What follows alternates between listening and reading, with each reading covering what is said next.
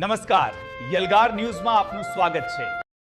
ચાલુ કરો રસ્તા બનાવો ચાલુ કરો રસ્તા બનાવો ચાલુ કરો અમારા ગામનો રસ્તો ચાલુ કરો ચાલુ કરો। નસવાડી કેવડી ગામે કોઝવે ધોવાતા ગ્રામજનોનો રોષ ફાટ્યો, પુલની માંગ સાથે ઉગ્ર વિરોધ।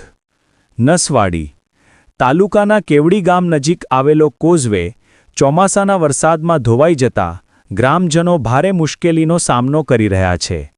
કેવડી ગામને નાની જડુલી, મોટી જડુલી, કવાંટ અને છોટાઉદેપુર સહિતના વિસ્તારો સાથે જોડતો આ મુખ્ય માર્ગ લાંબા સમયથી તંત્રની ઉપેક્ષાનો ભોગ બન્યો હોવાનો ગ્રામજનોનો આક્ષેપ છે। ચોમાસા દરમિયાન કોતર પર આવેલો કોઝવે ધોવાઈ જતાં વાહન વ્યવહાર સંપૂર્ણપણે બંધ થઈ જાય છે।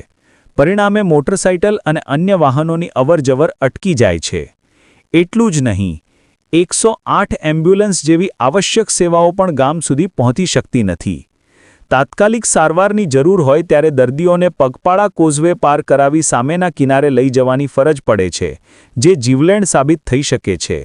તૂટેલા કોઝવે પરથી શાળાના બાળકો પણ જીવના જોખમે અવરજવર કરી રહ્યા છે। ભારે વરસાદ દરમિયાન કોઝવે પાણીમાં ગરકાવ થઈ જતાં ગામનો સંપર્ક સંપૂર્ણપણે કપાઈ જાય છે અને લોકોનું જનજીવન પ્રભાવિત બને છે। ગ્રામજનોના જણાવ્યા મુજબ અહીં કાયમી પુલ બનાવવા માટે અનેક વખત રજૂઆતો કરવામાં આવી છે, છતાં આજ દિન સુધી કોઈ નક્કર કાર્યવાહી કરવામાં આવી નથી। આથી ગ્રામજનોમાં ભારે રોષ ફાટી નીકળ્યો છે। આક્રોશિત ગ્રામજનોએ એકત્ર થઈને પુલ બનાવી આપો, રસ્તો આપો જેવા સૂત્રોચ્ચાર સાથે તંત્ર અને જનપ્રતિનિધિઓ સામે વિરોધ નોંધાવ્યો હતો।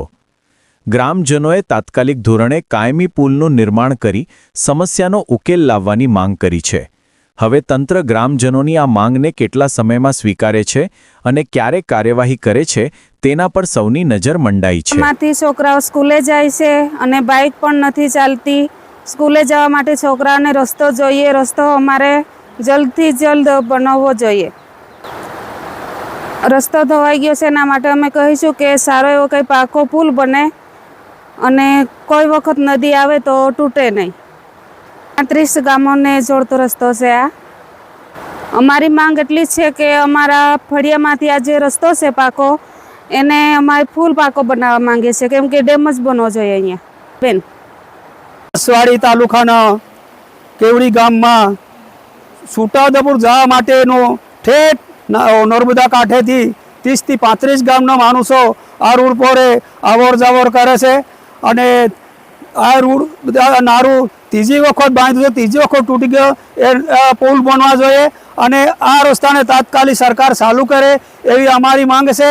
અને આ 35 ગામના માણસોને આવવા જવા માટેને ખૂબ જ મોટી મુશ્કેલીમાં મુકાઈ ગયા છે। અરમીના બાજુમાં સ્કૂલ છે, સ્કૂલના બાળકોને જવા માટે આવવા માટે પણ બહુ મોટા મુશ્કેલીમાં મુકાઈ ગયા છે।